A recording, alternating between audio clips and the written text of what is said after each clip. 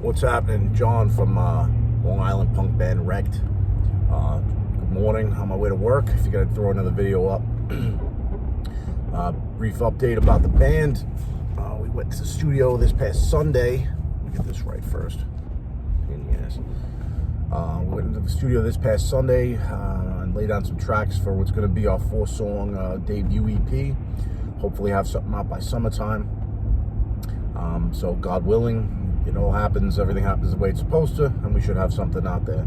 We'll get into the new age of music and have something online, maybe, I guess with whatever they're doing these days, I'm so out of it, back in my day, it was, getting my first recording I've made was on a digital audio tape, and nobody had something to play it on, so you had to go into that studio, by design probably, that's scumbag.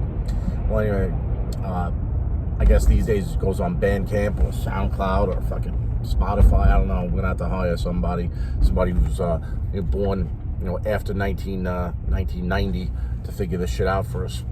But I think we'll do it. That being said, I want to talk about the approach to the recording and why I feel compelled to talk about it. As I've talked about in previous videos, I was growing up as a heavy metal fan, and my first exposure to punk rock that I can remember at least was my Uncle Jim had taken me and my sister and my brother fishing, and I forget where. I was young, and we'd gone fishing, and on the way back he was playing a tape in the car stereo, the Ramones. My sister knew who the Ramones were, I didn't. This is probably 1984, 85, somewhere around there. So the Ramones had already, for all intents and purposes, the Ramones had already had a career, But when I heard that, I was, oh, wow, man. It sounded like music from the 50s and 60s, like my mother would listen to, my father, that 50s and 60s bubblegum pop, but played way different. Played fast, played with just a total, just abandoned for anything, they didn't care about, how fast the song was, how slow it was. They blasted through it. That was my first exposure to what was punk rock. And over the years, I would, hear other bands, and you had your obvious ones, the Sex Pistols, the early Clash, I guess, punk rock. Wasn't until later years I really got into punk rock and appreciated it. My second exposure to punk rock was probably the Misfits. I had about 1987 when Metallica had come out with Garage Days revisited. Last Caress was one of my favorite songs on that record, and I'm looking at the credits written by Glenn Danzig, and reading about it, and then a song by the Misfits, and so I went out to get it. But at that time, I don't think Last Caress was even on an official release. I mean, it was on those releases that they did with the Fiend Club through singles, and you couldn't get them, they weren't commercially available. But the only album I remember that I could get from the Misfits was Earth AD. And I bought that at TSS in Levittown. I spoke about that in a previous video too, that record store. But I bought Green Earth AD there, and had Green Hell on it. That's what I'm getting at. It was the second part of the Last Caress song on Garage Days. And Earth AD is a very peculiar album because it's not your typical punk Misfits album. It's more of a hardcore record, almost like it's got elements of everything. It's got elements of punk. It's got elements of doom metal. It's got elements of grindcore. It's a phenomenal record now. I mean, now I appreciate it, but back then I wanted to hear, simple songs. I wanted to hear major chords. I wanted to hear, songs like that. I didn't have it. But when I got Walk Among Us, that's a Ramones album just played by the Misfits. I mean, the songs, every one of them just goes into each other seamlessly, and each one of them is good. And it's really a solid punk album. And like I said, that was probably 88, 89 where I got that. So, I mean, I was off to the races with getting into punk. And from there, I got into the New York Dolls, and I got into bands like Fear, the UK Subs, anybody I could find, because at the time there was no internet, and you just had to go into a record store and take a chance. And I took a chance on a lot of records that were complete garbage, but I found a lot of good ones too. So like I said, over the years, I always gravitated towards punk rock. Now, and why? There was a big thing, but for some reason, between the heavy metal fans and the punk rock fans. And the ideas with the punk rock musicians, they couldn't play their instruments. They were drunks. They were fucking troublemakers, this and that. I don't know about all that. I could say, as far as the music goes, punk gets a bad rep for it's usually a euphemism for not being able to play your instrument. But if you look at the real punk bands, all these guys were great musicians. Now, they might not be great instrumentalists, okay, but they're great musicians. Johnny Ramone and the Ramones wrote some of the best songs, and everybody was responsible for that band. Dee Dee Ramone wrote a lot for that band. Tommy Ramone produced it, and he put that band together.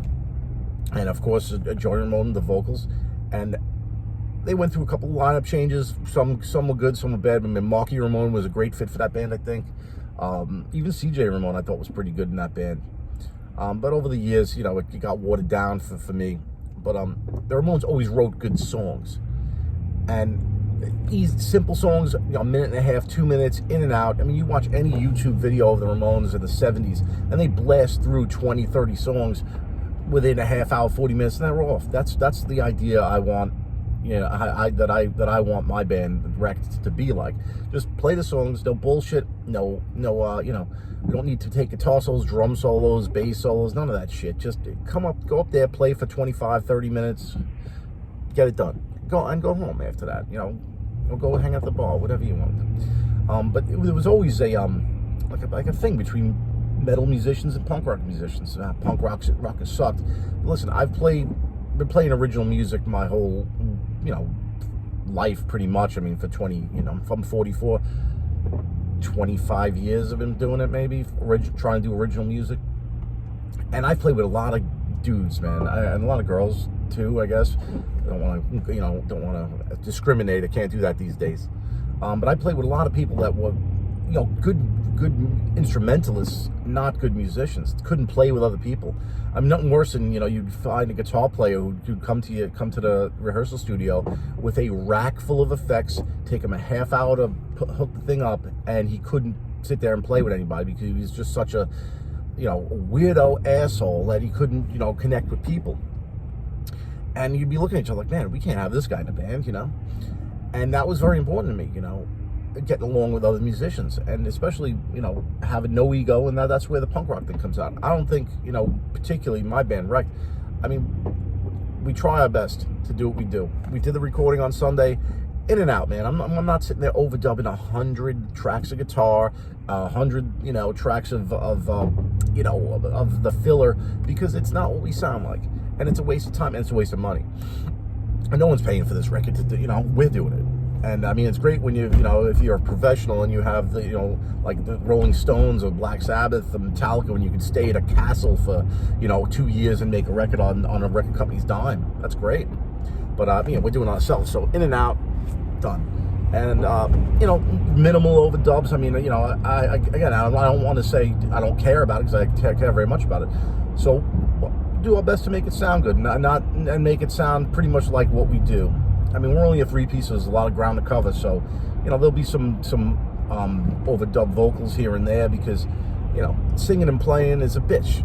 I don't see how they do it. I don't see how Dave Mustaine sings and plays those intricate rhythms like that. I don't see it. I don't see how James Hetfield does it either.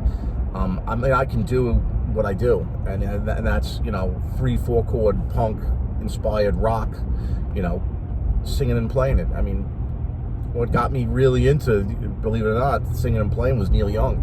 Like, this guy can do it, I can do it. Neil Young is one of my favorite artists of all time.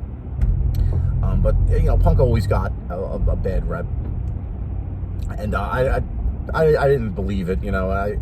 Some of my favorite bands are other punk bands. Like I said, The Clash will be a favorite of mine for years. New York Dolls, Sex Pistols, I didn't really like then. I like them now. It's not a punk album, that album. I mean, me and Rich have spoke about it. Rich, the bass player of the band, Spoke about how that album is not a punk album, really. It's very produced. It's nice. Clash didn't have any production on their albums, you know. They were probably doing it themselves. But that's how we approach what we do, you know, as a band. It's an attitude about it. It's, you know what, we're not the greatest musicians. We're gonna come up with some songs that hopefully people like and remember and have a good time. Because again, to keep a captive audience when you're not playing covers is tough, you know.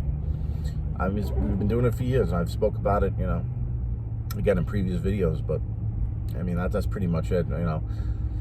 So hopefully by the summertime we'll have this out, a product out there set up so people can check it out online through your phone. However, like I said, however you listen to music. When we were kids, like I said, I would make CDs, you know, and give those out. I mean, I've been in the recording studio a bunch of times. I've never really had a physical product in my hands, you know. So I think this time around, the 4-song EP, and we hopefully, you know, if we can get our shit together, maybe press some vinyl, some 7 inches, you know. But that gets expensive too. But you know, I think it's worth it. I think it's something that we want to do. And who knows what's going to happen. I mean, future-wise with our band, we want to just keep playing gigs, write some more songs, and that's it, and have a good time doing it. And hopefully you come to see our shows, and hopefully we'll have some more. There's nothing right now. We want to get this recording out of the way, and then hopefully come up with a record release gig with some other bands, and put it out there and go on to the next one. But thank you for listening. Again, you can check out my YouTube channel, JC from Long Island. I'm going to get myself more together with putting these videos up. And that's pretty much it. Thanks again for listening. Have a great day.